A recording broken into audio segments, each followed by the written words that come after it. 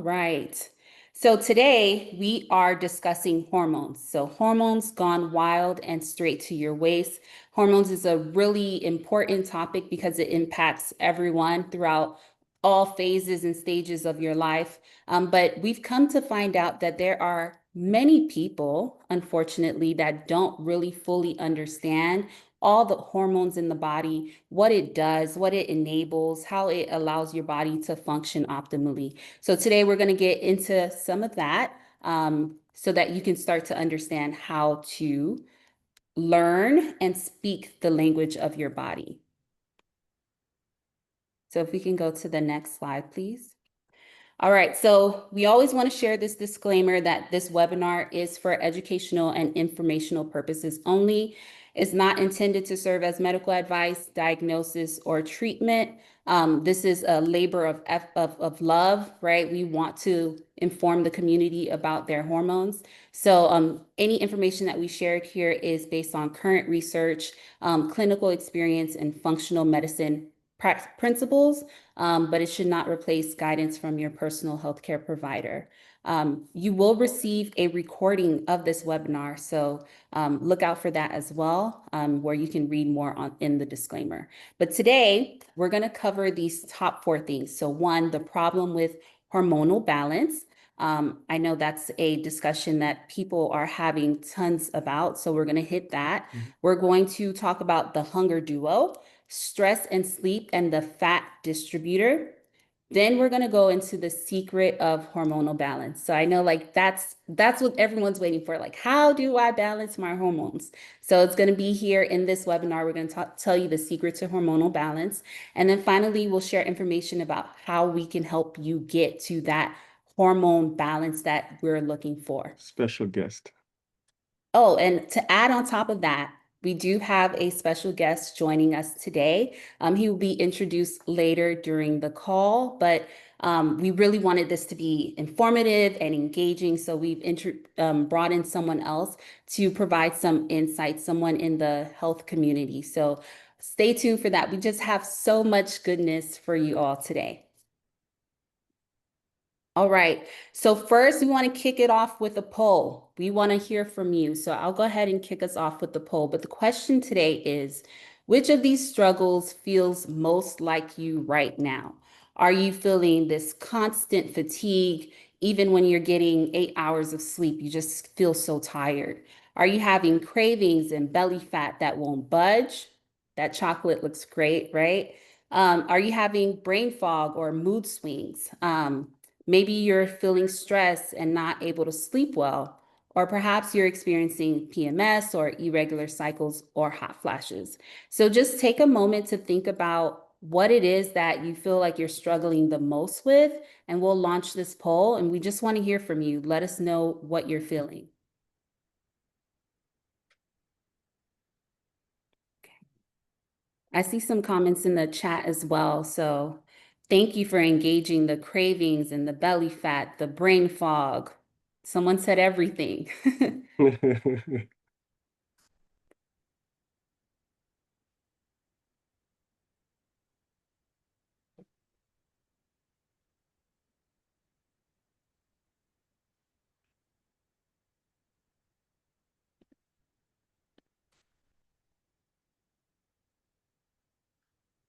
Okay. So let's give it a couple more. We have about 62% of you who have participated. If we can get to a good 75%, we'll move forward. So I think that's maybe another 2 to 3 people to give us a response. So how are you feeling? Which of these do you struggle with the most right now?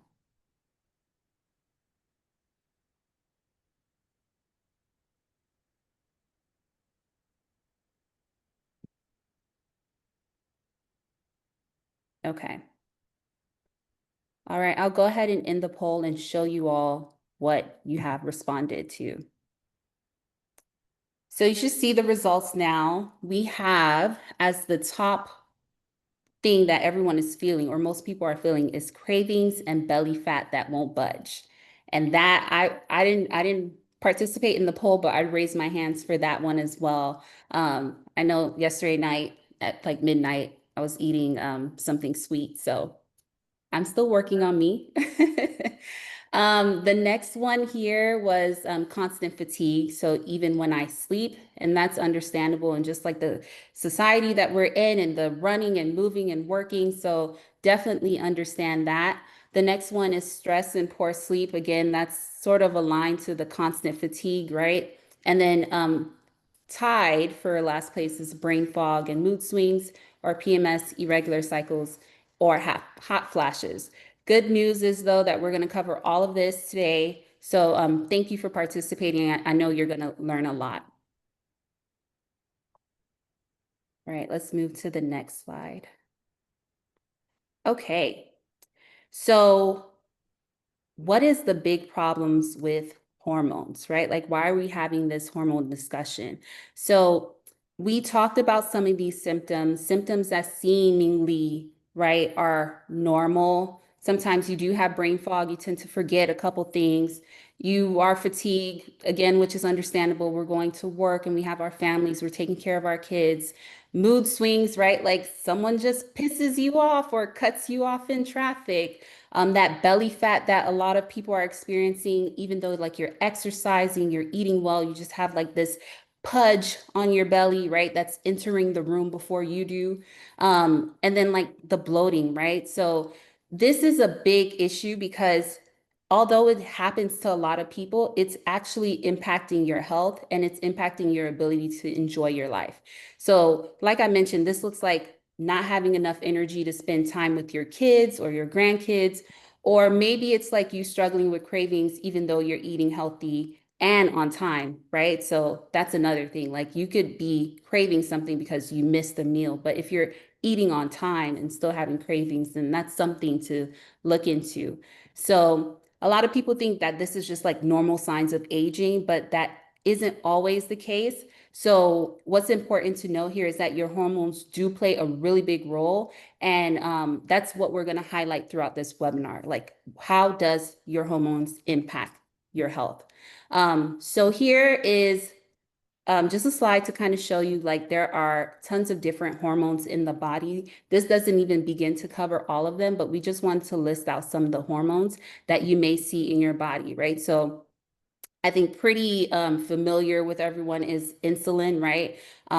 We talk about often like progesterone, estrogen, for example, but we just wanted to showcase that there are some estrogen, like different number of hormones in the body, but the ones that we'll be focusing on here in this webinar are cortisol, leptin, ghrelin, estrogen, and melatonin. So I know you've heard of some of them you may not be familiar with, but this is just to give you a taste of some of the hormones in your body and how it is going to your waist, right? So just like how hormones are impacting your body and how that could cause body fat to be stored in your waist.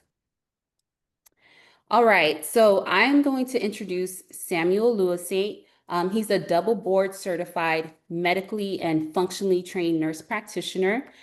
He has extensive experience, over a decade worth, in the medical field, and he has earned many credentials along the way as well. So that would be like his bachelor's and master's in nursing, as well as his CME and FMA CP licenses. He will be covering the majority of the content that we will talk about in this presentation. So I know it's going to be good. So without any further wait, I will go ahead and hand it over to Sam. Unmute. All right. Good evening, everyone. Hope everybody's doing well. I see we have a big house today. And I'm very, very excited to be sharing this information with you because there is a lot of you that have been requesting us to speak on hormone. And just so you know, we hear you, we're here for you, and we're here to provide you the information that you need. So let's begin with the two hormone that is called the hunger duo. A lot of people may not know those two hormones because they don't talk about them as often. However, they are very important hormone. They actually the fundamental type of hormone that leads to weight gain and other problems that we will cover today.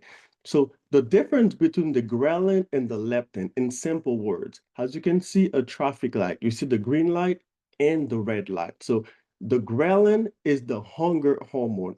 So the ghrelin tells the body when you're hungry. So it's produced mainly in your stomach.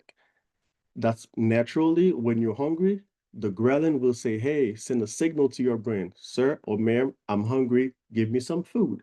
And the brain will listen to the ghrelin and then feed the body.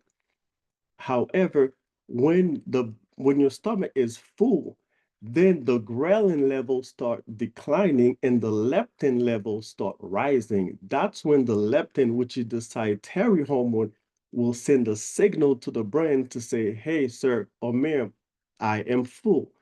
Then the brain will listen to the leptin and say, okay, it's enough. We're going to shut down the reservoir, so you're not going to receive any more food. So this is how your body naturally function throughout the day. When you're hungry, ghrelin.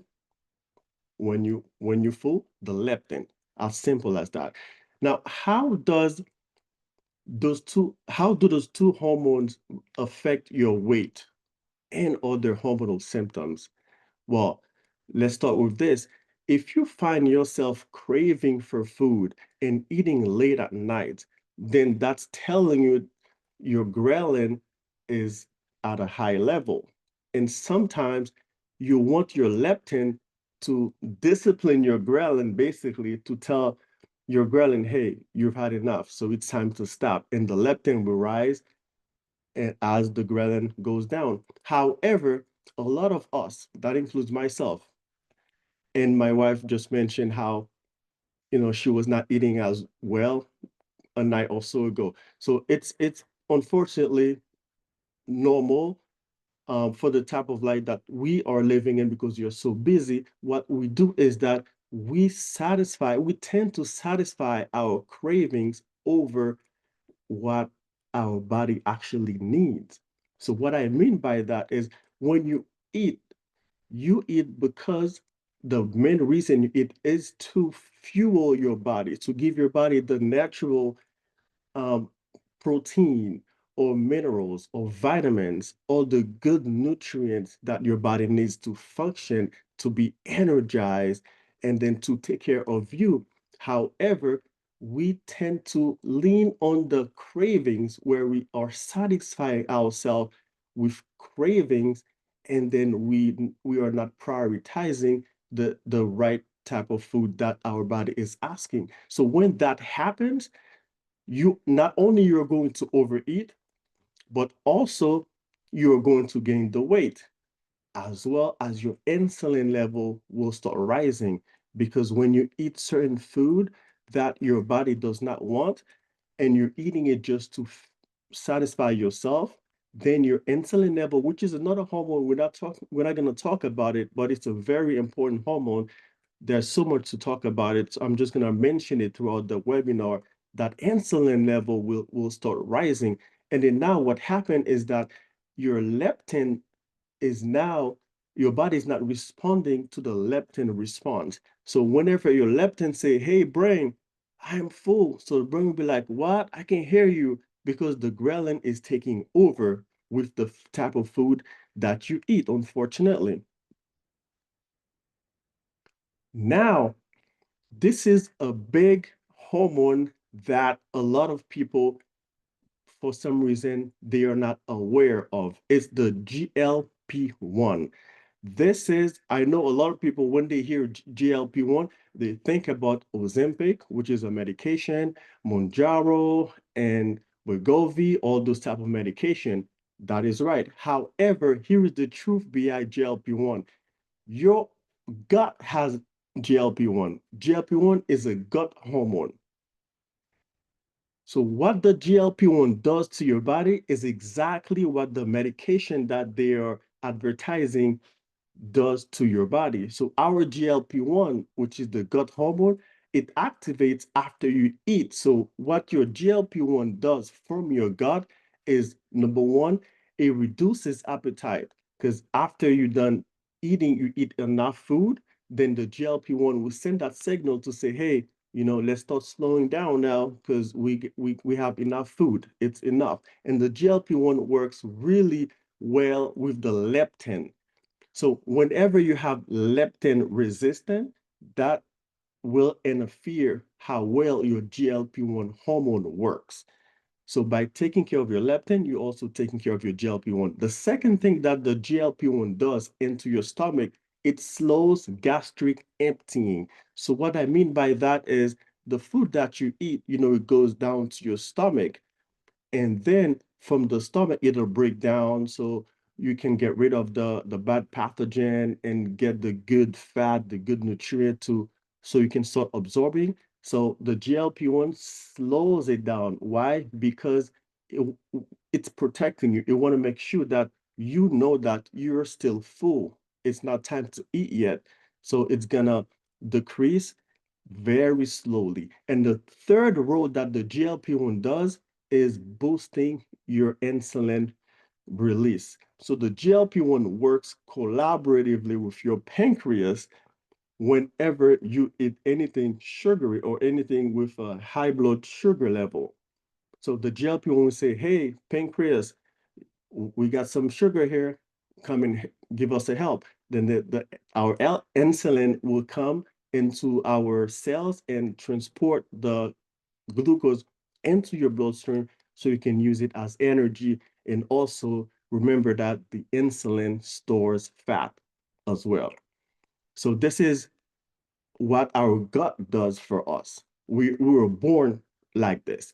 However, because of life or for any other reason, we tend to compromise the leptin and the ghrelin hormone by interfering with the GLP-1 hormone. So now what happened is that a lot of research realized that, hey, people are very busy here, in this world. They're working all the time. They don't, they have kids, family, or grandparents. They don't have time to take care of themselves. So now let's come with something that will basically compensate for what they lack. Now they come with the Ozempic and all this other medication. They are basically mimicking what your body is doing. However, what we are getting from the medication, the GLP-1 medication, is the adverse effect. That's the consequence of it. Yes, we don't want to do the work. We're not taking care of our gut to do what it's supposed to do. So, yeah, no problem. Let's rely on the GLP-1 medication. We take it once a week. However, there are a lot of side effects that come with it that interfere with your health right now and in the future. So it is a matter of choice. So what do you want to do? Do you want to take care of your gut and naturally boost your GLP-1 level, or we can rely on the GLP-1 medication? There is no judgment. It is just something that I want to make sure that you understand, that you don't have to rely on the GLP-1 medication. That should be your last resort. We were born with our GLP-1 in our gut. So we are blessed to say that it is working. And if it is not working, instead of patching the symptoms, getting a quick fix, my suggestion, let's find out the root cause, why it is not working. There are so many layers that can cause your GLP-1 not to work, and that's where we come. We're like, okay, so you have this problem. Let's deep dive into what's going on. And then I want to share this takeaway with you. It says, what you eat in private shows in public. What I mean by that is your energy actually tells the truth on the type of food choice that you make behind the scene. You might be home snacking on the sweet, the popsicle or the ice cream or anything sugary. Nobody sees you, but when you come in out in public, your energy will tell on you. Your body is actually talking to you and telling you, hey, this is not good. Hey, if you continue, that's what's going to happen. Your body is talking to you, but unfortunately, we're not speaking our body's language. So we're not listening to what our body is saying. And we think that it is okay because, again, we're so busy. We don't have time to take care of ourselves. We have to take care of others. But just remember, GLP-1, we have it in our gut, and that can be fixed easily and healed easily. Now, let's talk about what can we do to activate our ghrelin and leptin response naturally. Two choices, the medication or this choice. Very simple, but I know it may not be as easier said than done, but this is how we can start, something we can start right now to really activate those responses and regulate the ghrelin and the leptin in your body. The first thing you need to do is to eliminate processed carbohydrate and added sugar. Yes, added sugar, like I always say, is a drug. It is a drug that is killing you. It's killing me. It's killing everyone very quietly. And you don't get the effects sometimes until years later. And then when years later, we're not going to think about added sugar. We're going to blame something else. We're going to point fingers at something else. Or maybe it's age, it's this, it's that. However, yes, what you sow is what you cultivate. So if you eat a lot of added sugar, food with added sugar, and a lot of processed food, then yes, that will interfere with your ghrelin and your leptin level and your GLP-1 as well. So first, if you can eliminate that, try not to eat anything that is processed, because if it is processed, that means there is very little to no vitamins or any good nutrients in it, fiber and etc. So when you do that, yes, you put yourself in a very good position now to lower your blood sugar, because whenever you eat anything that is processed or sugar, especially added sugar or any other type of sugar that is not natural, then it'll not only raises your insulin level, but it'll cause inflammation. And now we are probably in our 30s, 20s, even early 40s sometimes. We don't feel that inflammation. As we getting older, our body will start feeling that inflammation. That's when we start getting that arthritis, and you start being sick, getting sick very easily, because your immune system is getting weaker and weaker because of what we eat. And what we need to start doing is to eat small, frequent meals. Especially, we have to focus on healthy fat meal. And yes, fat does not make you fat, sugar does. I just want you to remember that. So these are the example of some healthy fat that's very good for you. Avocado, coconut, olive, almond, and some fish. That's these are great sources of healthy fat that will really benefit your body, and your body will thank you when you consume this type of food. So what happened is that healthy fat, it acts as an anti-inflammatory, especially as you're getting older. You need that type of food. And when you're younger as well, start building that habit. But when you get older, you definitely need it, because you will start being inflamed for no reason. And when you eat this type of food, it will make you feel better, and also it'll enhance your leptin level. So the ghrelin does not take over, and your GLP-1 can start working properly. Okay. So the next one we're going to talk about is cortisol and melatonin. A lot of people probably know cortisol as a stress hormone. Yes, it is a stress hormone. And melatonin, I have a lot of patients who take melatonin pills to try to sleep, but those two are hormones. And here is the inverse relationship that they have with one another. When you wake up in the morning, your cortisol level will start rising. This is how you wake up. This is how you get energized.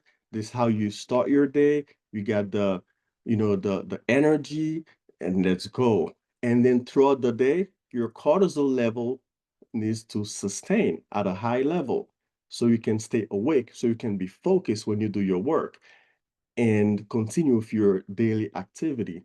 However, as you go into the night, 7, 8, 9 p.m., your cortisol levels start declining.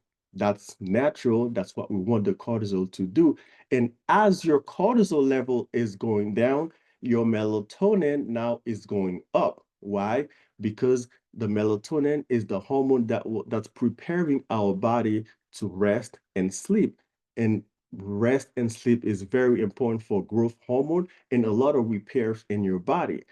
However, if your cortisol level is like a roller coaster going up and down, so what's going to happen? You're going to have a bad day.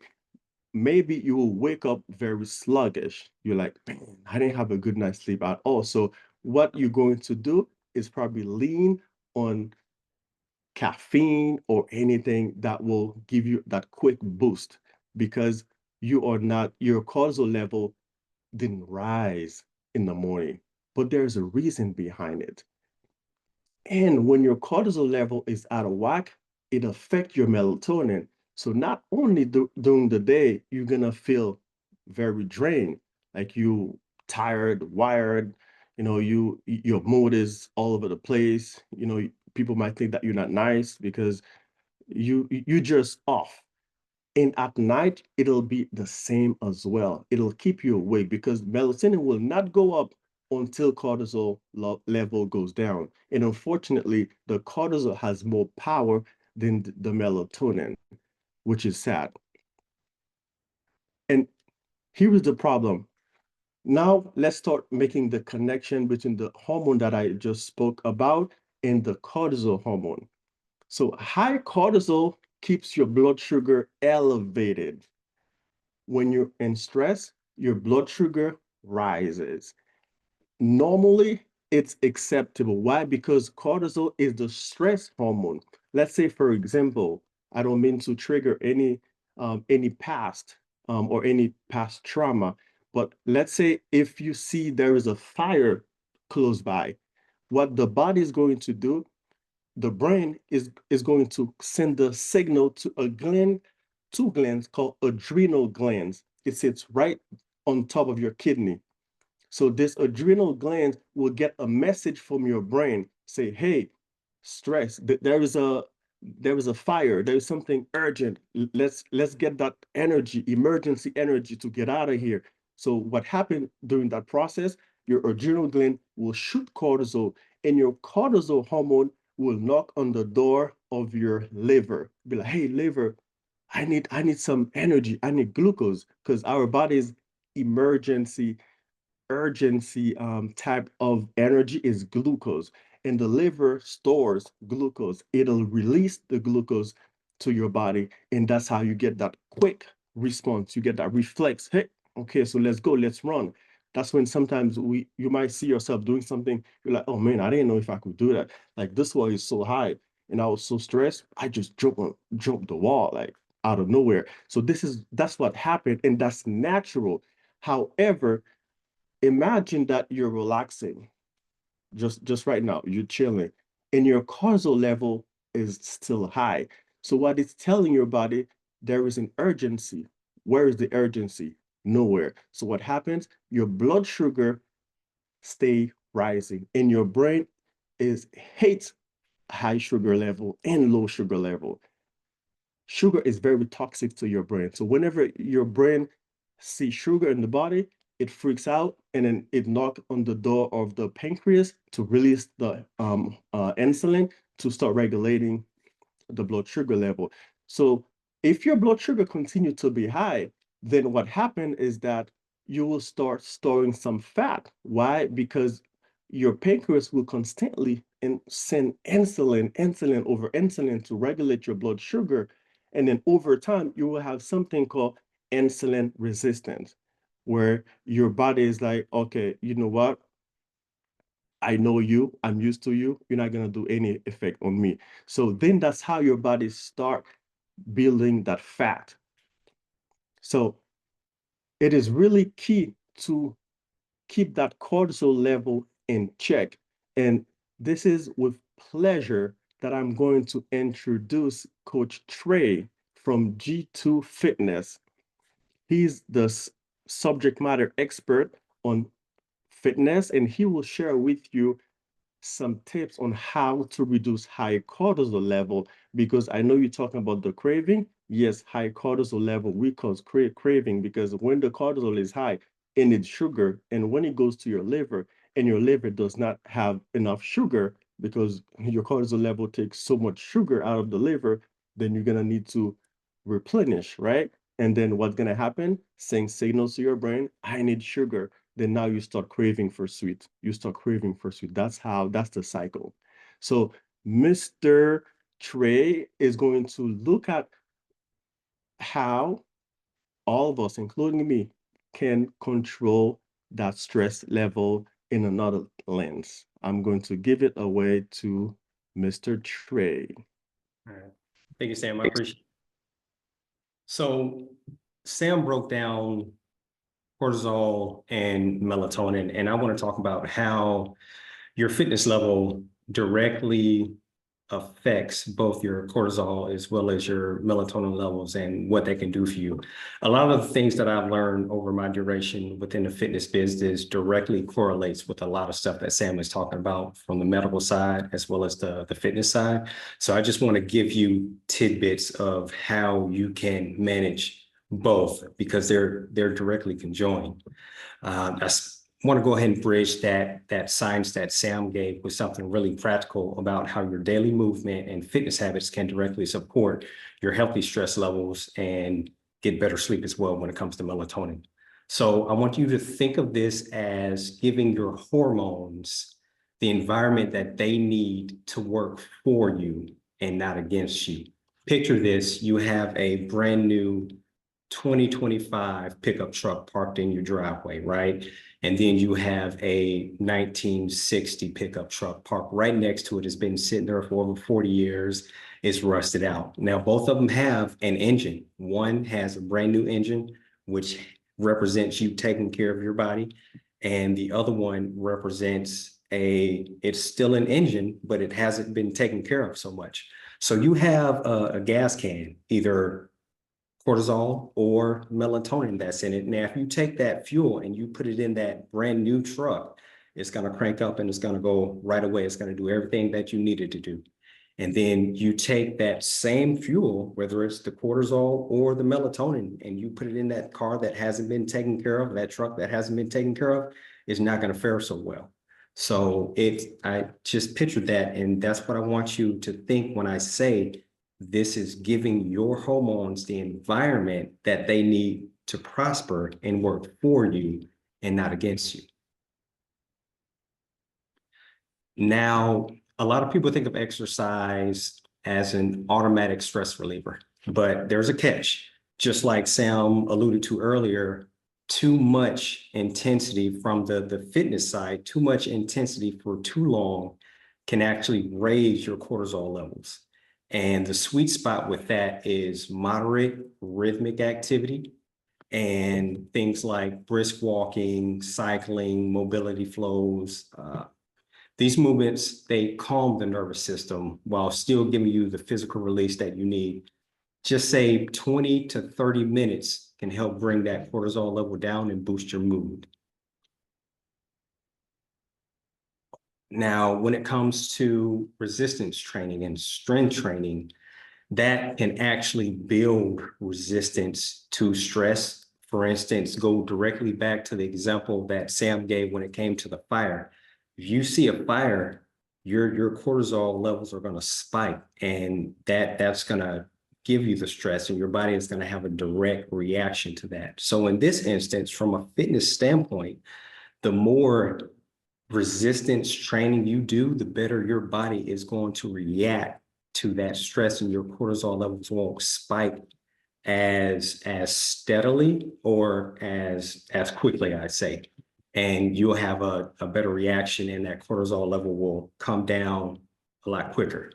So resistance training isn't just for building muscle, it's for training your stress response throughout life.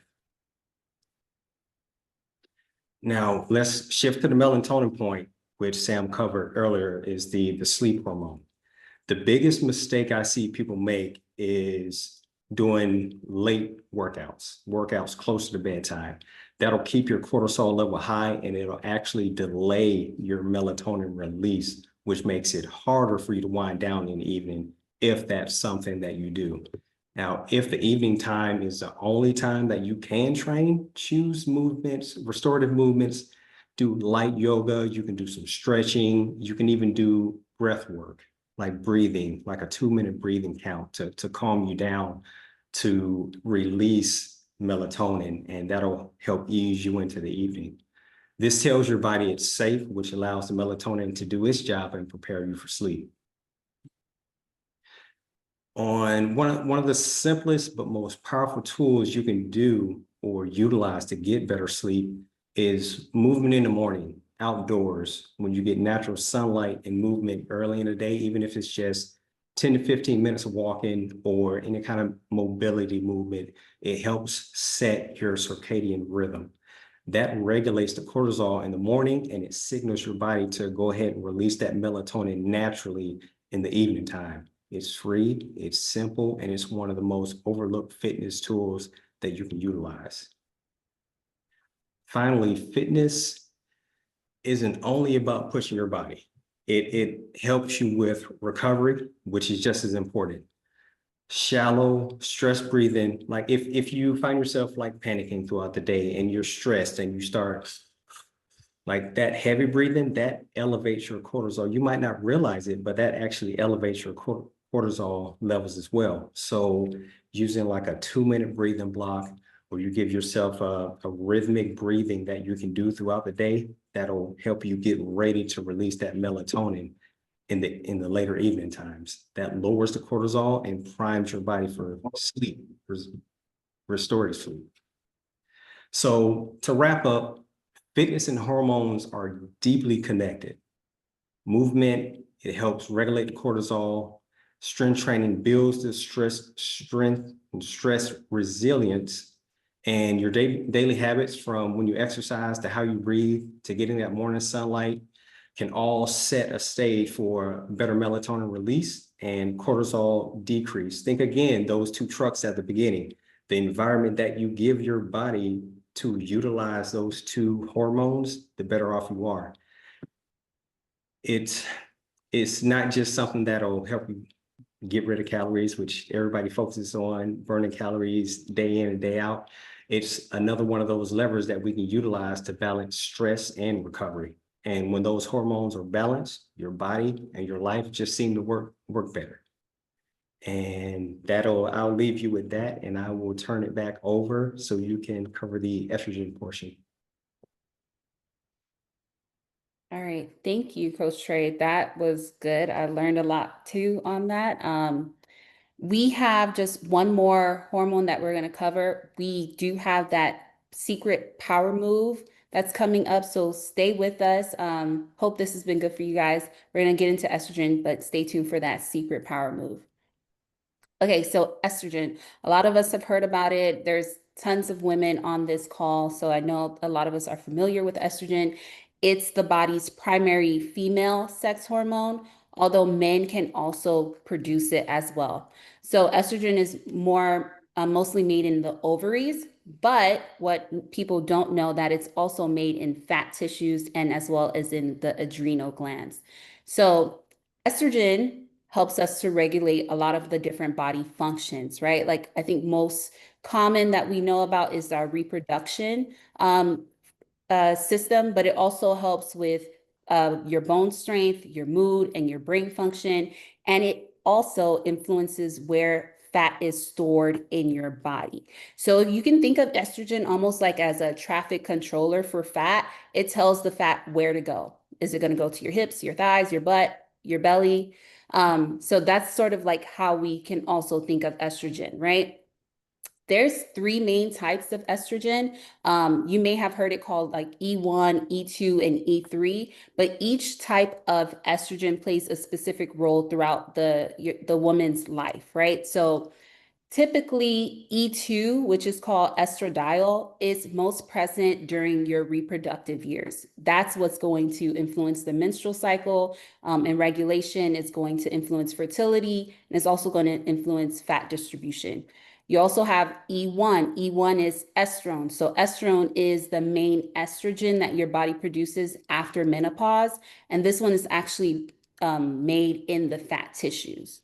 And then the third one is estriol, so E3, and that's produced to support the placenta during pregnancy. So you can kind of see like each of those three main estrogens have their place in the different phases of a woman's life.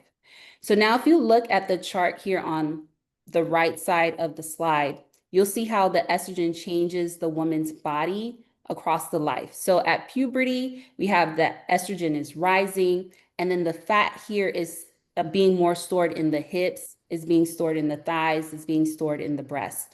When you move into your reproductive years between ages 20 to 30, estrogen is at its peak. So most women are going to hold fat naturally in their lower bodies. So this is the hip, this is the thighs. This is what they call like the pear-shaped female body, right?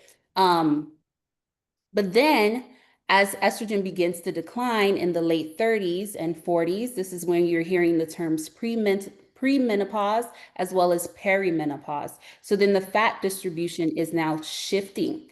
This is when women will typically start to notice that you have more belly fat, even if you're dieting and eating well, you're still exercising, like even if that hasn't changed for you and you've been consistent in doing it, you may start to see that the fat is distributing more around your belly.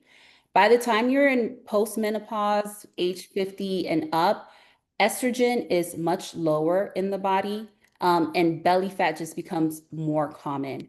So again, this is why you can have two women who eat the same and move the same way at different stages in their life, but you will notice that the body fat is distributed differently.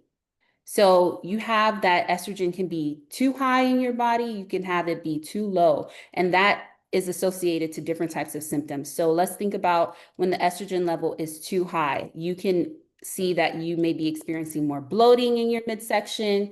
You can have heavy periods. You could be experiencing PMS, mood swings, and then again, like that stubborn fat that you can't get rid of.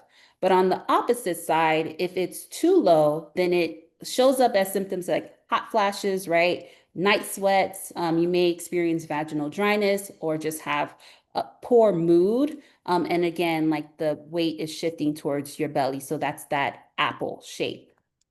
So next, I'm going to share a little bit more about what you can do to support your estrogen levels as you start to enter the latter phases of the graph that I just showed, right?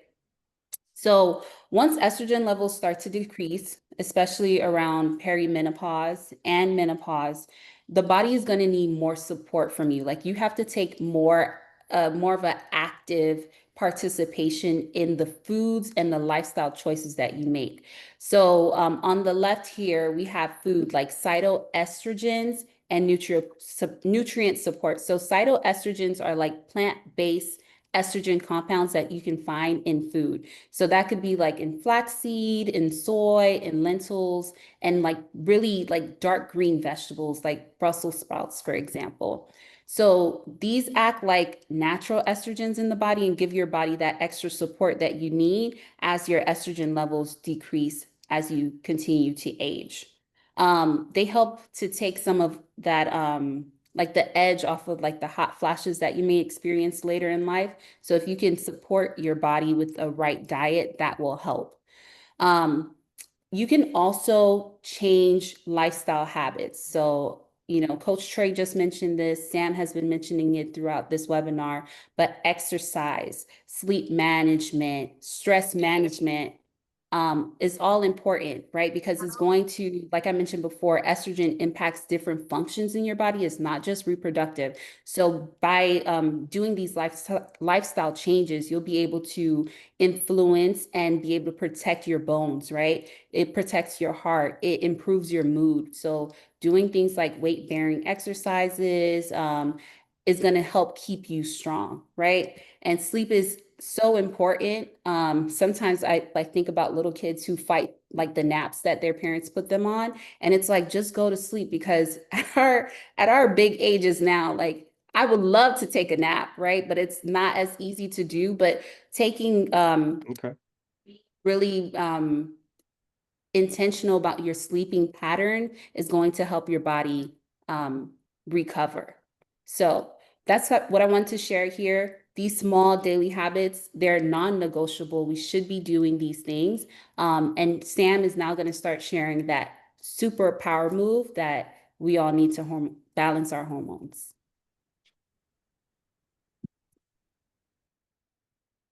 All right. So this is the $1 million information that is key to our hormone balance.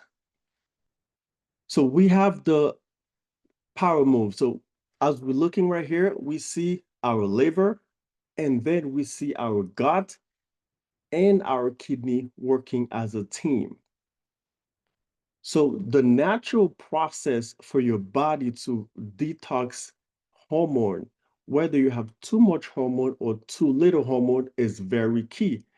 First, your liver obviously now has to be working properly, because what your liver does is first, it'll tag the hormone, the used hormone, like the one that's going to waste. It's like they're working very strategically. The hormone, the liver say, okay, so I tagged those, those hormones, they're wasted, so we need to get rid of them. And then what it does, it bags it. Now it put it in a package where it's going to send it over to the waste. So then that's when your gut and your kidney start working now. So your gut and your kidney, they will process it, and then they will take it to trash. That's why it's very, very key to drink a lot of water so you can support your kidney. And also for your gut, you need to eat well so you can support your gut and stay away from the bloating sensation and your microbiome dysregulation, because if there is any dysregulation in your gut, you will not be able to toss those hormones. What's going to happen, it's going to go back to your bloodstream, and then you have something called estrogen dominance. Whether you have little or high level estrogen, if you cannot get rid of it, if you cannot detox estrogen from your body, you will have that estrogen dominance from your body. That's why your liver, your kidney, and your gut, they play a great role for that. Now, let's talk about mostly for women who have gone into postmenopause. So as Shirley mentioned earlier, the ovaries is the main source of estrogen. But when we get to the postmenopause stage, now the ovaries retire. It retire. It's like, it's time to take a break. Now I'm going to pass it on to the fat cells and the adrenal gland. So these are now the backup singer, if you will. Like, these are the backup sources of estrogen energy. So let's think about it a little bit and start making the connection. So we'll start with the adrenal gland. Remember, your adrenal gland produces cortisol every time you into stress mode, or if you're just like Coach Trey said, if you do not put yourself in a position for the cortisol to work for you, then you will be in constant high level of cortisol, which means that your adrenal gland is working over and over and over again. Guess what's going to happen? It's going to start giving up on you, not because of age, because it's tired, it's working too much. So whenever your adrenal gland now is not working as well, you're not going to get that estrogen level to rise, because now the ovaries retire and we rely on your adrenal gland. So we need to make sure that we take care of that adrenal gland by keeping it very calm and not stimulated. One thing that stimulates adrenal gland is caffeine. Once you take that caffeine, it'll stimulate the adrenal gland, which will shoot the cortisol level. So we need to keep that in check. That's number one. And number two, let's talk about the fat cells, because the fat cells is an other source of estrogen now, because the ovaries are retired. Now, two of them are taking over. So when you are gaining weight, you see a lot of fat around your belly. Your body is actually working for you. It's protecting you in a good way. Why? Because the more fat cells that you have, the more estrogen you will have, and your body needs the estrogen level to regulate your mood, everything. So unfortunately, as your fat cells increase and your estrogen level increase at the same time, what happened is that you will have the weight gain as well as inflammation, which is sadly bad. So what happened is that the fat cells release something that will talk to your immune system to now say, hey, stay active. And then you start getting that inflammation that will be constant. Inflammation, again, is a good thing. But when you have that continuous inflammation, it is bad.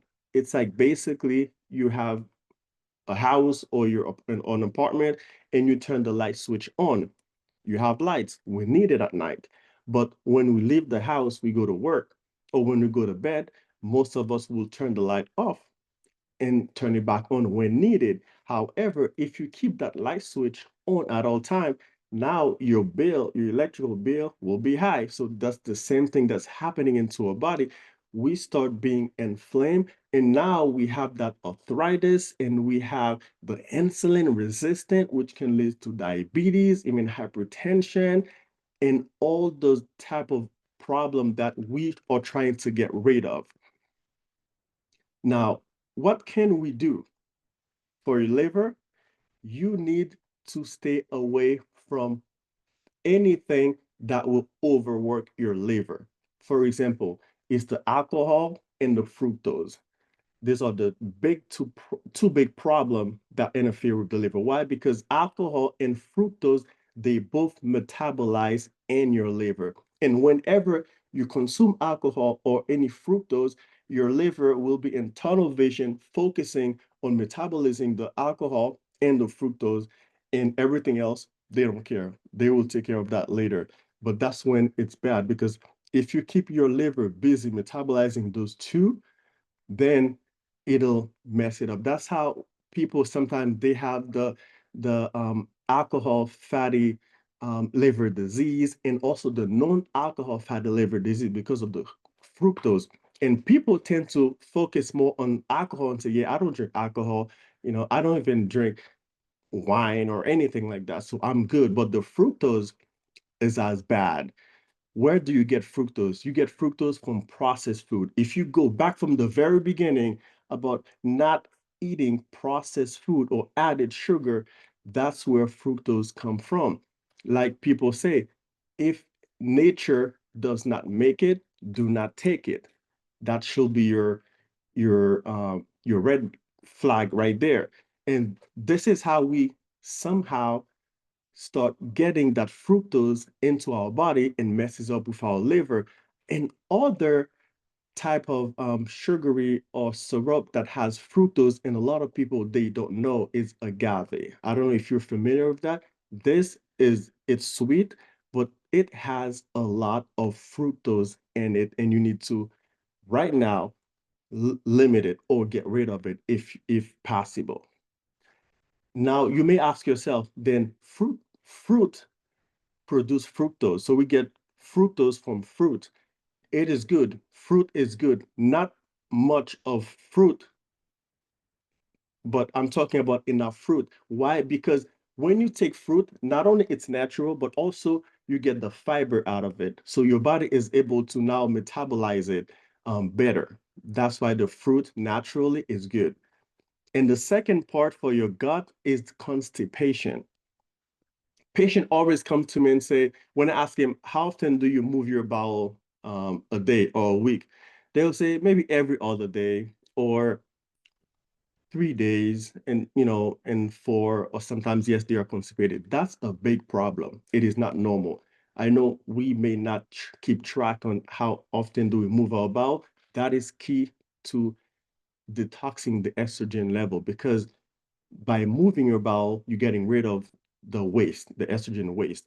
So that's another key to your gut as well. Because if you cannot move your bowel, it means there is something in your gut that is not functioning well that you need to focus on and try to address that problem instead of giving yourself either stool softener or any laxative just to be able to move your bowel. So these are the two key things that you need to really pay attention to and take into consideration when it comes to detoxing your hormone. I'm going to give you a bonus. Cholesterol. How many people know that cholesterol is not only about your heart? Because when you think of cholesterol, we think of heart. We're like, okay, so I need to keep my cholesterol low so I don't have any cardiovascular disease. That's the fancy word, heart disease, which is very key. However, when your cholesterol is low, it also interferes with your hormone. It will lead to the hormonal imbalance as well. Yes, when your cholesterol level is low, it will interfere with your hormone. Why? Because cholesterol is the raw material for making or producing hormones. Very important, very key. That is why eating food, healthy food, not just food, not only will be good for your heart, for your brain, but also for your hormone. Because if your hormone is out of whack, there is no way you're going to lose that weight, and there is no way you're going to be yourself in 100%. So I just wanted to share that bonus with you because a lot of people, for some reason, they don't know. And if you're trying to put the puzzle together, you'll now understand nutrition, sleep, and exercise, as well as mindset. These are the things that will give you a restful, a peaceful, a happy body in life. And I'm gonna say one thing about the mindset. That's something that Shirley always says. If you can change your mindset, you can change your entire life. Just keep that in mind. It is not rocket science. It's not hard. Your body is not broken. You're not wrong. You're not, like crazy. Everything has its piece. You just have to put the pieces of the puzzle together to get the picture of what is going on with you. I just wanted to put that out there. And before I show you some of the labs that we order for patients to help them understand what is going on with their body, hormonal balance and imbalance, I want to make sure that I make the difference between traditional medicine and functional medicine. I am both a traditional medicine and a functional medicine. I see patients at their house. We have a clinic where we see patients, we do physical exams, but at the same time, we are functional medicine where we focus on the root cause of the problem instead of staying at the surface level. Let's give you an example. If you come to me as a traditional medicine provider and you tell me that, hey, I think I may have hormonal imbalance, I have this symptom and that symptoms, what can you do for me?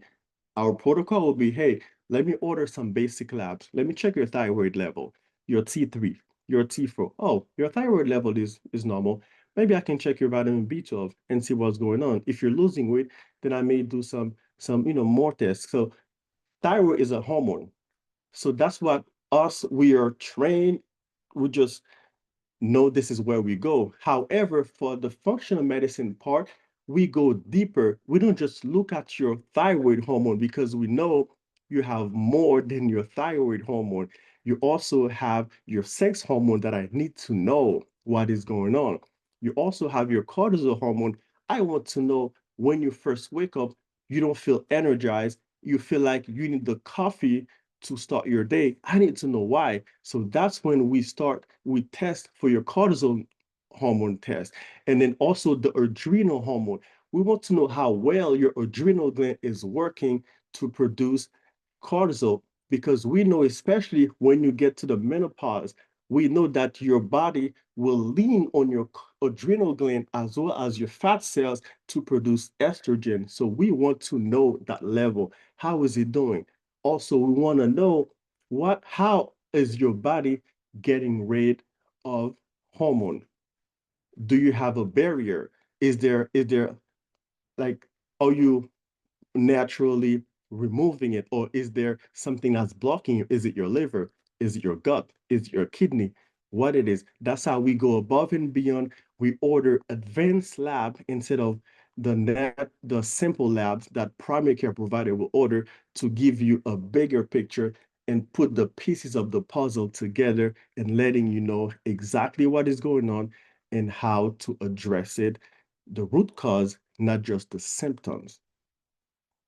So these are the tests, some of the tests, the advanced lab that we provide here, and clients have been having a lot of clarity about, oh, that was the problem. This is the problem.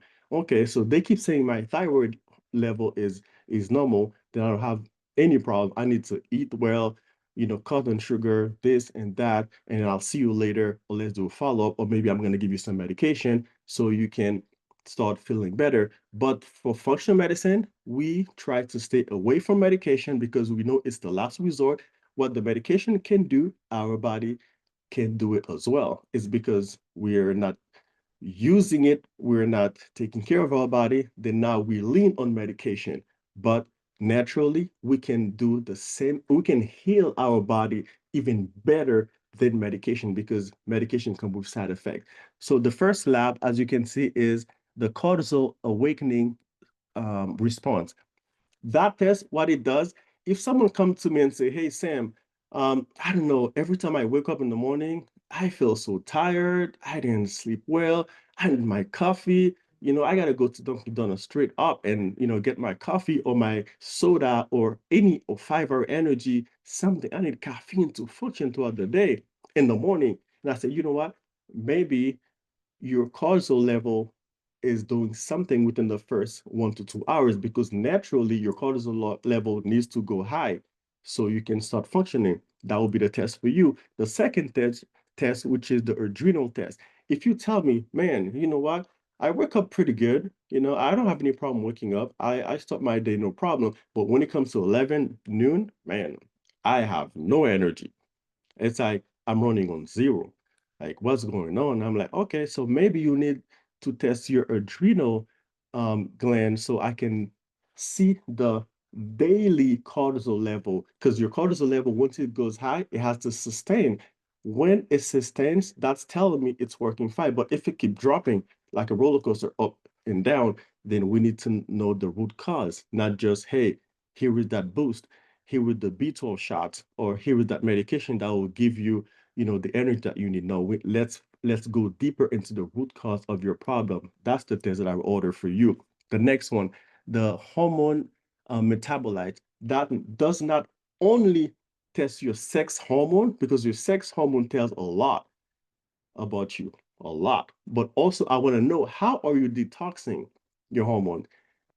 I want to make sure that everything is working well. So that will be the test for you. But if you tell me more, you have problem when you wake up or throughout the day, you have you don't know, what's going on, then I can order the next one, which is the complete Dutch test that will also check your testosterone, basically your sex hormone, your cortisol level to see how you're doing throughout the day, what's causing you to drop, because you need to stay awake, what's causing you to stay, not to focus on your job, and also how you detoxing, because we need to know that. And we have the plus, which checks for everything that I just mentioned.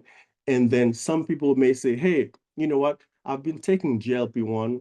You know what? I need to really let my gut do the job instead of taking the GLP-1. I said, okay, so maybe we can visit the leptin because we know the leptin play a big role with your GLP-1. It enhances it. So let's check it. Let's see what's going on. So these are the type of lab that we us order for people from anywhere in the US, only within the US, not in out of US, because I know we have some Canada people here And so we work with a company called Rupa Health. That's a lab company that is known widely within the United States, all the states where we have patients. And if they have any problem, they call us, they say, hey, I'm having this problem. So what we do, we send a form for you to fill out. So based on the form you will answer, it'll tell me exactly what is going on. And then once I get that information, then I'm going to book a consult with you to say, hey, so that's what I see from your information.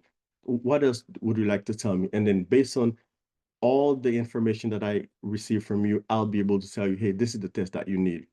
Because all tests, they vary with prices and everything. So I have to make sure that I give you exactly what you need so you can get the response that you deserve. And I always like to show this because this is 1 pound of fat, just 1 pound of fat. So easy to gain weight, very hard to lose it. So that's why I would suggest that you start right now with those little tips.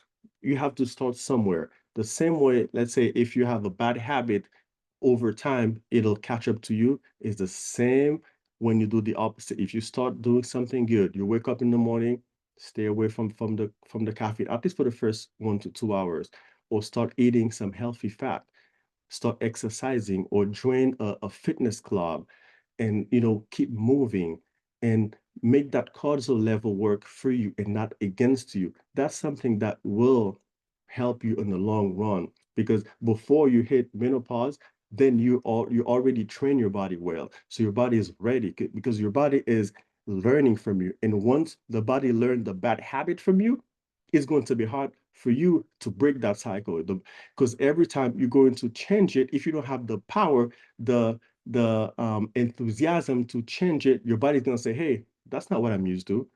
You have something called the feeling good, the serotonin. It's like the feeling good effect that will tell you, no, I'm going to throw a tantrum.